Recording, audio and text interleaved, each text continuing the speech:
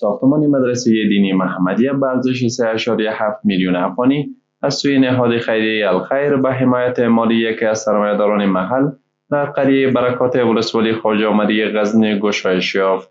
به گفته مسئولان، این ساختمان دارای یک منزل، 6 صنف درسی و دیگر امکانات مورد ضرورت ساخته شده و برای حدود 250 شاگرد زمینه آموزش را فراهم کرده است. مسئولان ساخت و حمایت از مدارس دینی را از بهترین کارهای نیک دانستند.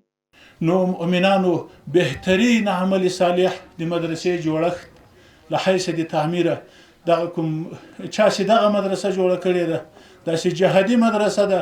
په دې ساحه کې تر ډېرو مدارسو ډېر قدامت لري، په دې کې ډېر طالبان تربیه شوي، په دې کې د دین لپاره ډېر خدمت شوی، نو همدومره پکې ډېر زیات ثواب ده. الله تعالی دې دغه عمل ورچې قبول کړي.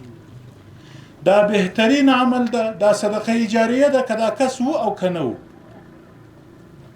که هر څومره وخت دغه مدرسه پاته و الله تعالی به دې ته ثواب رسوي.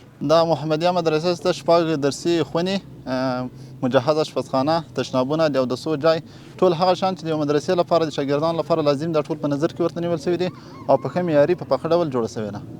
باشندگان محل نیز با استقبال از ساخت این مرکز آموزشی خواهان تطبیق پروژه‌های بیشتر زیربنایی در این ولسوالی شدند.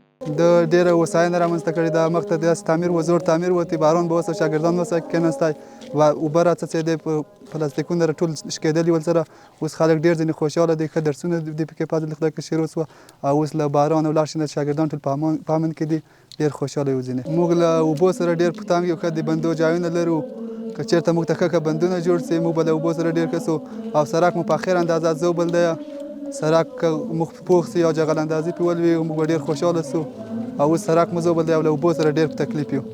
قابل ذکر است که ایجاد مدارس دینی و مراکز آموزشی عصری جدید میتواند زمینه بهتر آموزش را برای کودکان و نوجوانان فراهم ساخته و بخشی از نیازهای آموزشی باشندگان محل را برطرف کند.